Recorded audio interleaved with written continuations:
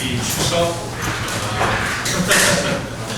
And so I guess I have a bit of an update I'm supposed to give. I know a lot of you guys already know, but I know some of you guys don't.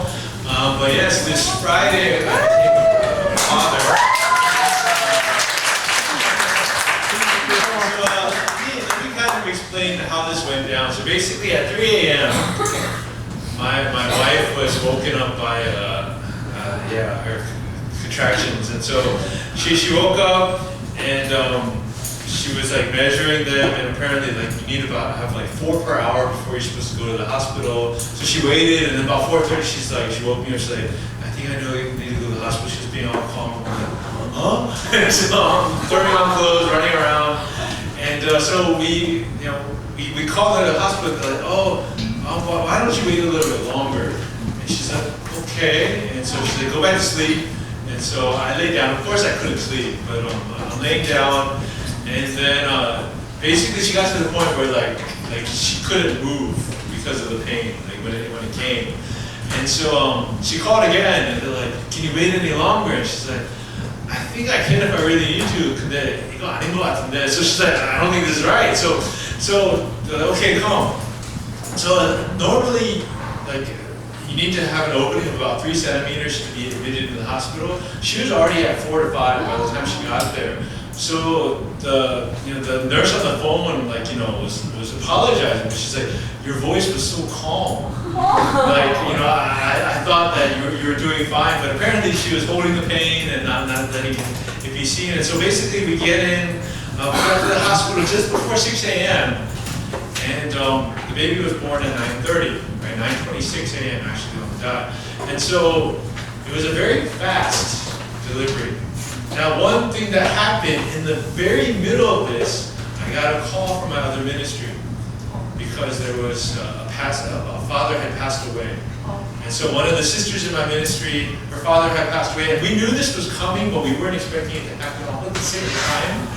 And so basically I'm calling, like trying to arrange like the funeral because I'm the overseeing pastor for her. So I'm trying to call people. I've never done this before, so I'm figuring this out. And then the nurse comes out and she's like, you need to get in here right now. And I'm like, what? And she's like, I'm trying to arrange a funeral. And she looks at me and she's like, 우리 남편도 목사니까 빨리 오라. So she's like, my husband's a pastor too, right? So she's like, hurry up and get in here because the baby's coming right now. And so, I had to hang up.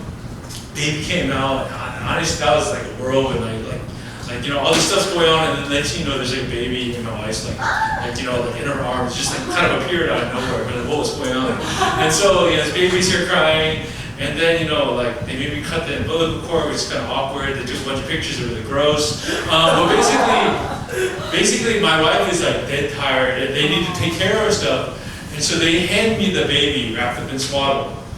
So I'm holding my just born baby in one arm, and then I'm getting phone calls about the funeral, right? So it was the weirdest experience because I'm making arrangements for the funeral while holding my newborn child.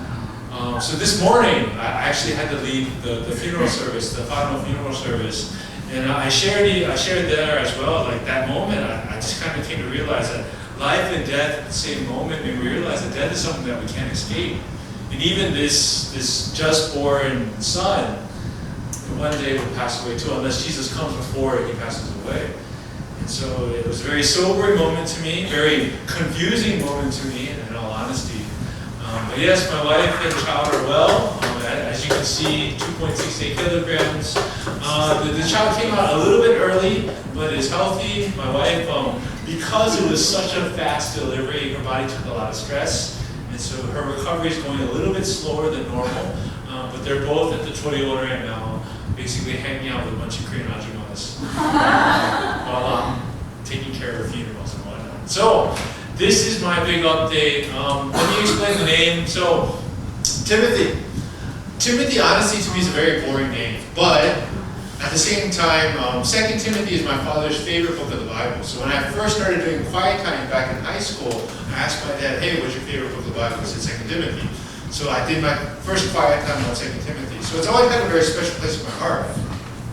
Then my wife asked me to start reading the Bible to my unborn child every night. And so I was like, okay, so I started off with 2 Timothy. And then having done that, I started to meditate more on the meaning of the name. Timothy means honor God, right? And so I was like, it's a common name, but it's a very good meaning. And so the name just kind of stuck with me, even though I have a lot of friends named Timothy and Tim and whatnot. But I like the name. And then so we were looking for a Korean name, and honestly, Korean names are really hard.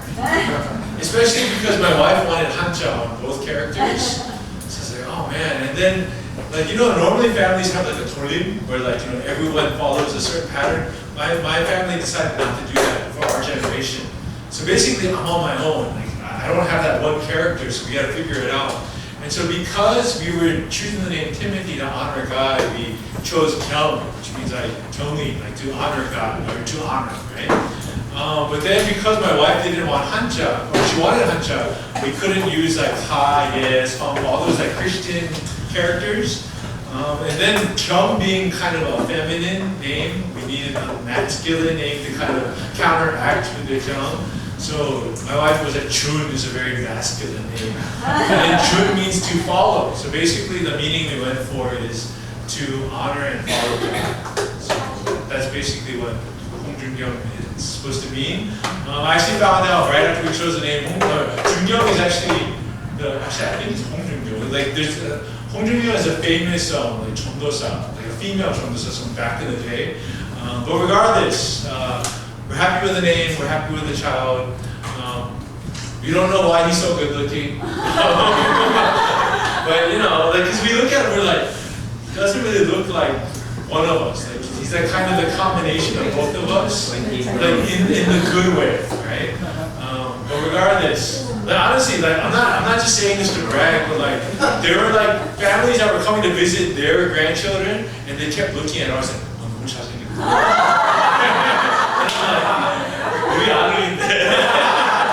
Anyway, so no bragging. So let's get into the text. So Nehemiah 2 and then Nehemiah chapter 2. So the question I want to start off today with is: have you ever fixed anything that was broken? Right? Some of you may have. Some of you may never have. Myself, you know, I'm an engineer, so this is kind of how I'm wired. Even when I was a young child, that I liked figuring out how stuff works. And I remember there were times where things broke, and I figured out how to make it work, even though I didn't have any idea what I was doing, right? So basically when I became an engineer, engineering is basically problem solving, it's decision making. It's something that I've always enjoyed. And so for me, like, I find a lot of pleasure when I fix something. And so for me, it's something I'm enjoying, but others, you know, maybe you don't like this, maybe somebody has to call somebody, I don't know, but regardless, just something to keep in your back of your mind while we look at Nehemiah chapter 2. We're going to read Nehemiah chapter 2 in its entirety. So Nehemiah 2, starting from verse 1, the Lord says this: In the month of Nisan, in the 20th year of King Artaxerxes, when wine was brought for him, I took the wine and gave it to the king. I had not been sad in his presence before, so the king asked me, why does your face look so sad when you are not ill? This can be nothing but sadness of heart. I was very much afraid. But I said to the king, may the king live forever. Why should my face not look sad when the city where my ancestors are buried lies in ruins, and its gates have been destroyed by fire? The king said to me, what is it you want? Then I prayed to the God of heaven, and I answered the king, if it pleases the king, and if your servant has found favor in his sight, let him send me to the city in Judah, where my ancestors are buried, so that I can rebuild it.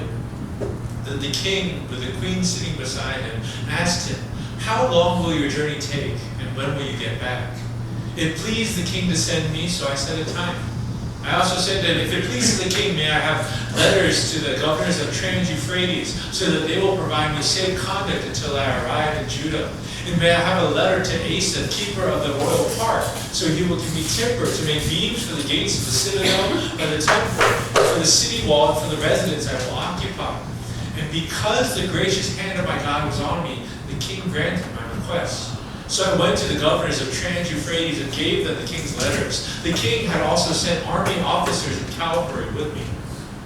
When Sanballat the Horonite and Tobiah, the Ammonite official, heard about this. They were very much disturbed that someone had come to promote the welfare of the Israelites. I went to Jerusalem, and after staying there 3 days, I set out during the night with a few others. I had not told anyone what my God had put in my heart to do for Jerusalem. There were no mountains with me except the one I was riding on. By night I went out through the valley gate, through the jackal well and the dung gate, examining the walls of Jerusalem, which had been broken down, and its gates, which had been destroyed by fire. Then I moved on toward the fountain gate and the king's pool, but there was not enough room for my mount to get through. So I went up to the valley by night, examining the wall. Finally, I turned back and re-entered through the valley gate. The officials did not know where I'd gone or what I was doing, because as yet I had said nothing to the Jews or to the priests or nobles or officials or any others who would be doing the work. Then I said to them, "You see the trouble we are in. Jerusalem lies in ruins, and its gates have been burned with fire. Come, let us rebuild the wall of Jerusalem, and we will no longer be in disgrace." I also told them about the gracious hand of my God on me and what the king had said to me. They replied, "Let us start rebuilding." So they began this good work. But when Sanballat the Horonite, Tobiah the Ammonite official, and Geshem the Arab heard about it, they mocked and ridiculed us. "What is this you are doing?" they asked. "Are you rebelling against the king?" I answered them by saying, "The God of heaven will give us success. We, his servants, will start rebuilding. But as for you, you have no share in Jerusalem or any claim or historic right to it." Amen. Again, our theme for this year, 2019, is one of holiness. We're wrapping up, going toward the latter part of this year. But we're looking at the book of Nehemiah, really to see a more practical side of what holiness can look like in our lives. And so last week we looked at chapter 1, and really the key thing that stuck out to me was first the prayerful heart of Nehemiah. How he understood the dire situation that Jerusalem was in, and it led him to fasting and mourning. And while praying, he continually said, even though he was the cupbearer to the king, he kept saying, "Your servant, I am your servant." The Israelites, your servants. Moses, your servant. He recognized that his true identity was as a servant of God. And so understanding that, and understanding his heart, recognizing that God had placed him in this moment to be able to influence the king of Persia. What we see from verse 1 is that 4 months have passed from chapter 1. In chapter 1, he starts praying, he's mourning, he's fasting, he's recognizing that God is going to use him. And for 4 months, he continues to pray. And he waits for God to show him the right time. And so finally, after 4 months, he approaches the king. And the passage says, "I had not been sad in his presence before." Right? At the end of the day, Nehemiah was still a servant to the king.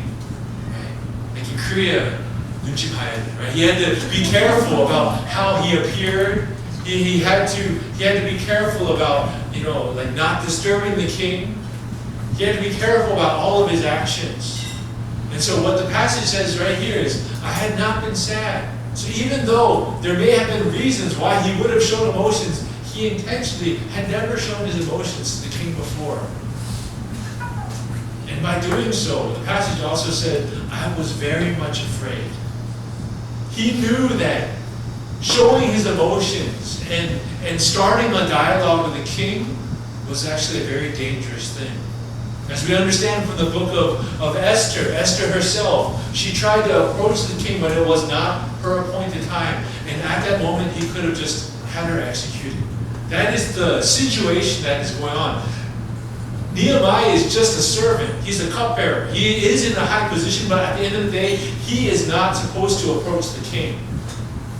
And so the king had every right to discipline him. And so with great fear, with great trembling, he expressed his heart. But he was also very careful. He exercised great tact. He didn't say Jerusalem. He didn't give specifics. He talked more about just his desire for what he wanted to do. He didn't even say who his people were. Right?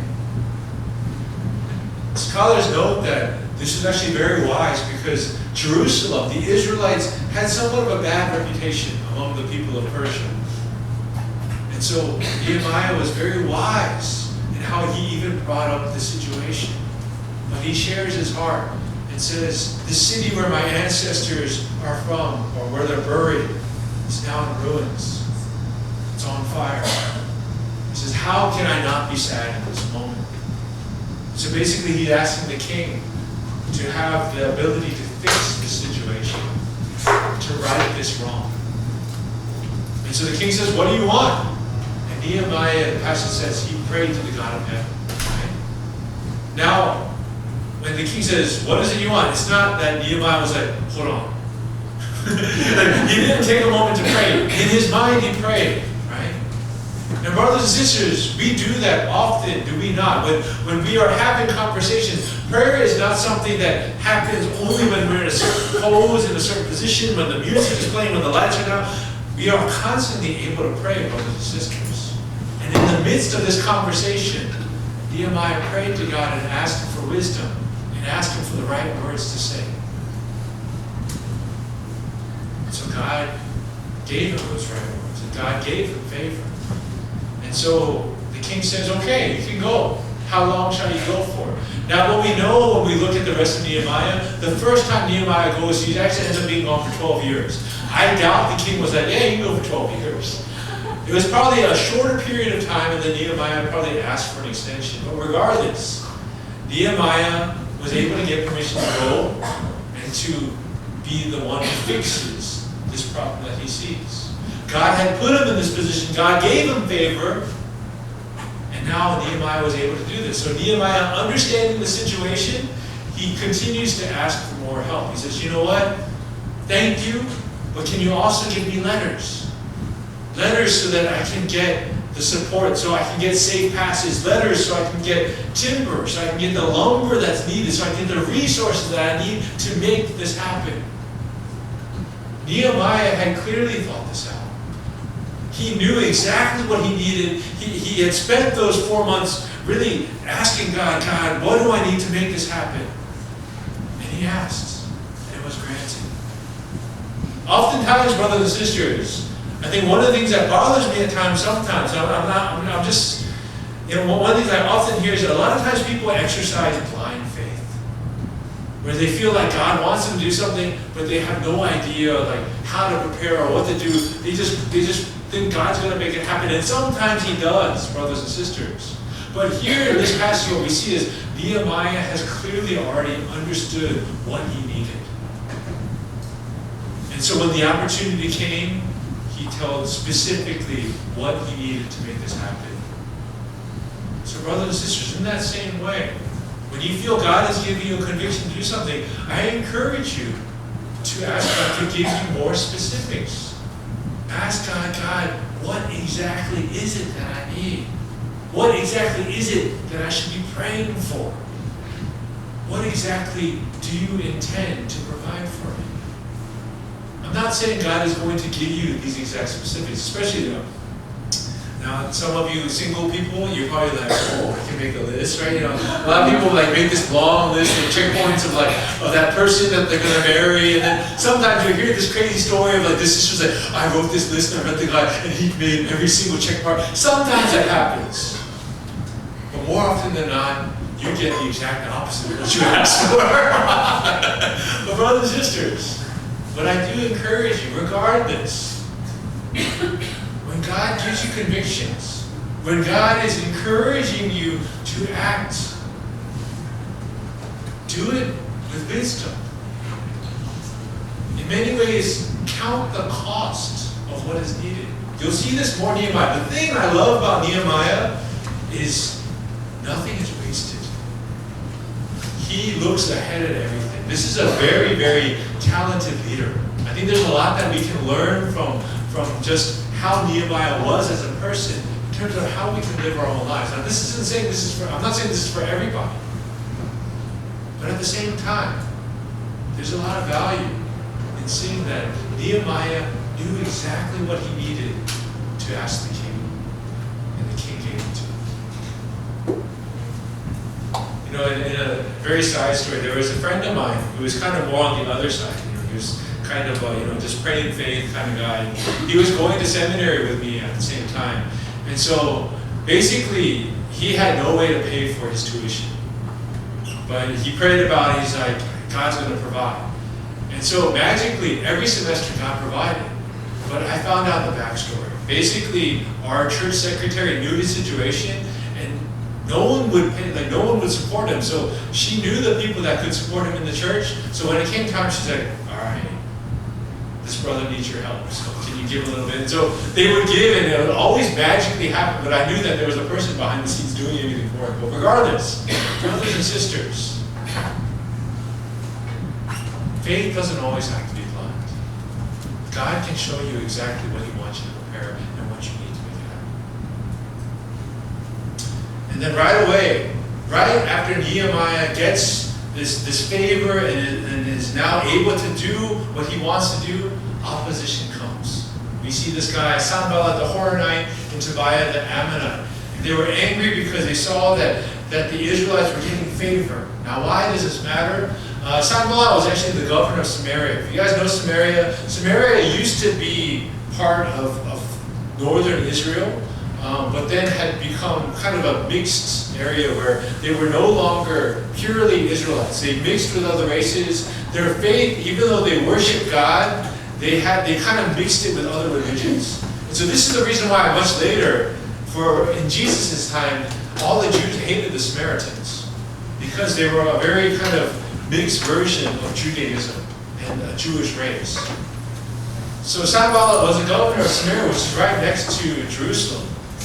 And Tobiah, we think he might be related to a Tobiah from earlier in the book of Ezra, where there was a man named Tobiah who didn't have the proper paperwork to show that he was a true Jew. And so he was left out of the priesthood, right?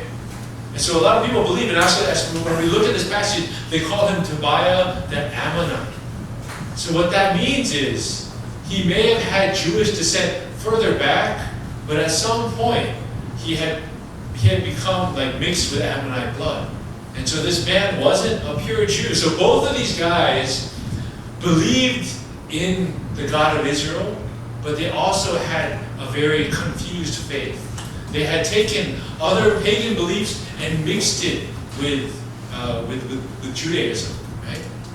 And a lot of times we see this here in Christianity, where people take the Christian faith and then they add extra things. A perfect example of this is like Mormonism.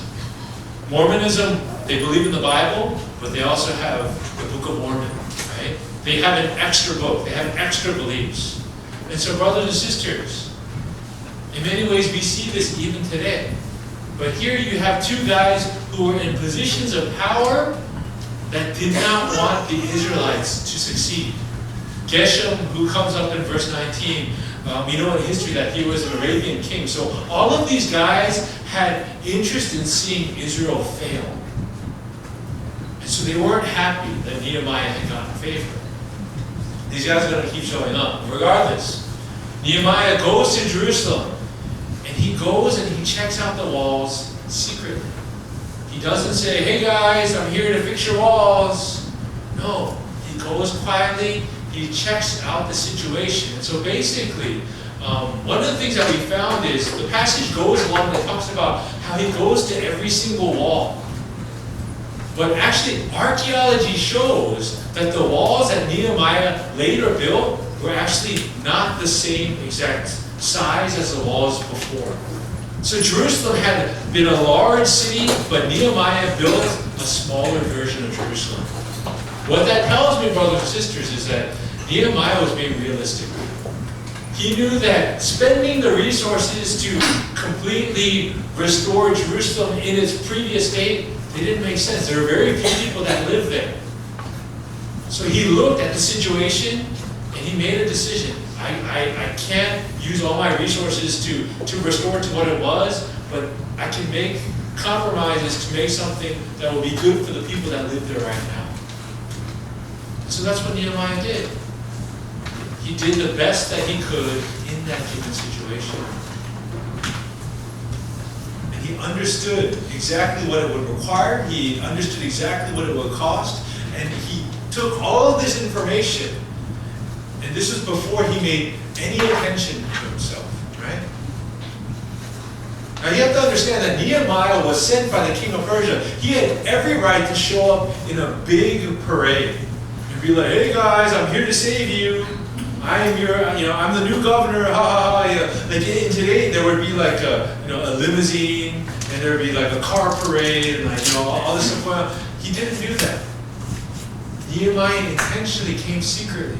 He understood exactly what was needed, and only then did he actually go to the leaders and say, "Okay guys, this is what we need to do. This is what we need. This is the permission that has been given by the king. We need to rebuild, so let's do this." Right? Nehemiah is the I don't want to say this, but he's the anti-millennial, right? In the sense that, like kind of the complaint about the current generation is we make a big deal about nothing, right? But he waited until he knew exactly everything. He had all the substance gathered, and only then did he present what had to be done. This man was pure substance. There was no fluff, there was no style, it was all real. And so this is how Nehemiah rallied the Israelites. He showed them what had to happen. And he showed them, this is how we're going to do it. And he said, let's rebuild. Let's do this together. He rallied this entire city to do the work that God needed them to do. And again, resistance comes. As we see in the last passage, these guys show up and they're like, "Hey man, why are you rebelling against the king?" And so what does he say? He says, "The God of heaven will give us success." He could have easily said, "The king gave me permission. Look at these letters." He could have easily flaunted the favor that he'd already been given, but instead he said, "God will provide. God will make this happen. We are his servants. We don't know about you guys, but we're his servants. And we know that God will make this work." So again, what Nehemiah shows is he doesn't take advantage of the things that he could have. He could have flaunted the favor that he had, but instead he pointed back to the God that he believes. Just like chapter 1, Nehemiah was a servant of God and God alone. So brothers and sisters, there are a couple of things we can kind of glean from this. One last thing is that during this time, especially, like I said last week, this was the third group of exiles to go back to Jerusalem. The first group of exiles, they gave up quite easily. They had been also given a lot of favor by Cyrus the Great. They had been given favor. They were trying to rebuild the temple, but when people started to complain, they gave up. Nehemiah never backed down. These guys, Sanballat, Tobiah, Geshem, they were saying all these bad things, right? Haters gotta hate. But he wasn't affected by it. Nehemiah just calmly said, God alone will give us success. So you guys can take your business elsewhere, but we are going to serve God.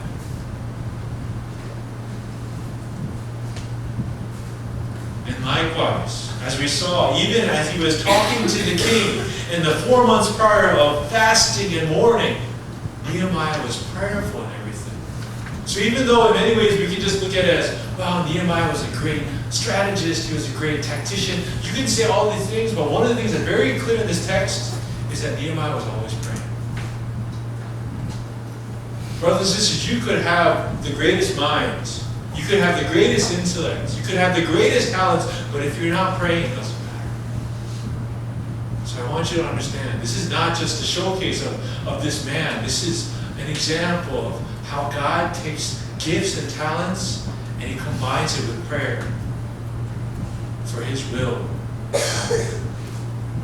And so brothers and sisters, likewise, whatever circumstance we are in, we too should be prayerful. It's not just about going the next step or following a certain path. We should be prayerfully asking God, is this the step you desire for me to take?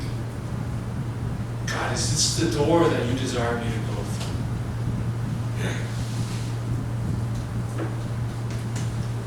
What we also see is because he was so prayerful, he acted with wisdom and he acted with deliberation. Everything he did had a purpose.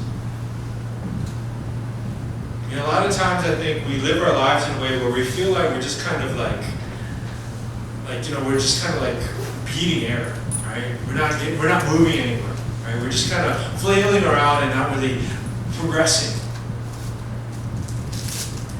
A lot of times our actions feel wasted.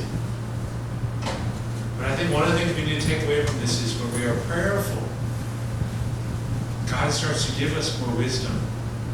When we are prayerful, God allows our actions to actually have meaning and purpose. But when we're not prayerful, we see the exact opposite. Everything is really difficult. All of a sudden, we question our own sanity. We question our own intellect. We wonder why nothing is working out. Brothers and sisters, what I see clearly is that it all starts with prayer. And it also continues on with understanding who we are serving. Nehemiah continually called himself a servant of God, not a servant of the king of Persia. And in that same way, we have to ask ourselves that same question. Who is our master? Are we servants of God? Or is it something else? Are we servants of our career? Are we servants of our family? Are we servants of our friends? What are we actually following? What are we chasing after? Can we truly see ourselves as servants of God? Or are there other things in the way? That is a question we need to ask ourselves constantly. Because we're not living in an age where we literally bow down to idols. But brothers and sisters, we are always worshiping something. It's either God or it's something else. So in that, understanding that, brothers and sisters, let us too likewise seek to be prayerful. I'm happy to hear that there's still this kind of undercover prayer movement. I'm hoping that it continues to expand and maybe grow into the men. but there's, I'm happy to hear that there are people praying in this body. And my hope is that we can continue to grow in being prayerful. And that when we act, we'll be able to do so with wisdom. Wisdom comes much more easily when we are being prayerful. But as we do so, may we not fear man, may we not fear opposition, right? You might not have a Sanballat, Tobiah, or a Geshem in your life, but you have opposition in your life for sure. But the question is, who are you afraid of? Are you afraid of God? Are you serving and respecting Him? Or are you afraid of something else? Are you worshiping something else? That is a question we need to really wrestle with and ask ourselves today. Wherever God is leading us, whatever position He has placed us in, what voice are we listening to? Who are we praying to? Who are we serving? With that, let's take some time to pray. Go ahead and close with today. I want to take a moment to continue to dwell on that thought and ask God, where is my worship? Who do I fear? Who am I following? Who am I listening to? If it's not you, if it's something else, help me to see that clearly. And give me the strength to lay that idol down. And to instead to seek and to listen to your voice in yours alone. Let's take some time to pray and ask God to reveal the idols and the distractions and the resistance in our lives. Let's pray.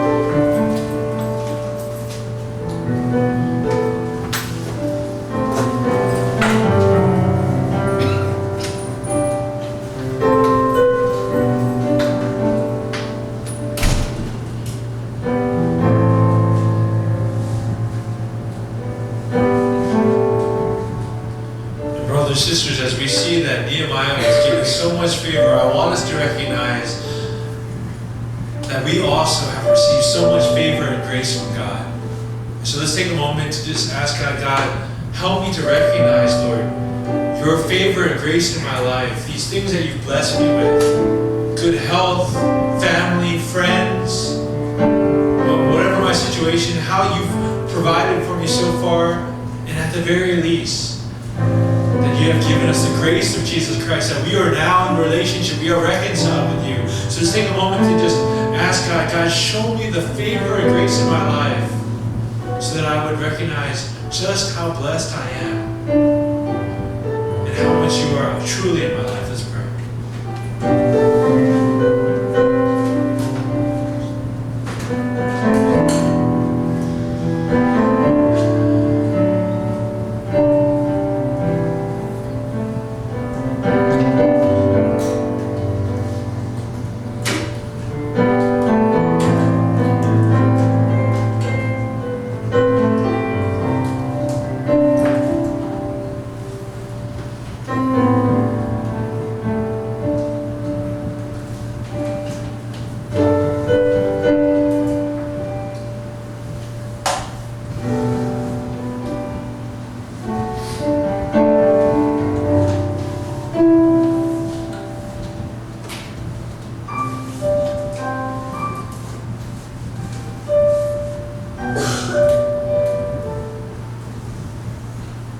Father, often when we look at these examples, people like Nehemiah who seem to have everything figured out, who seem to live such bold and faithful lives, a lot of times we get just discouraged, Lord.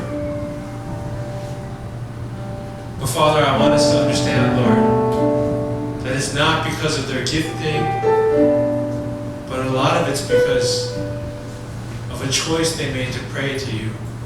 A commitment to pray to you. So I pray, Lord, likewise, that as we might be frustrated in our current situation, that we would make the choice right now to be more prayerful, to include you in our lives, that we wouldn't just walk around aimlessly wherever the wind leads us, but instead that we would seek your guidance, we would seek your wisdom, we would seek your strength.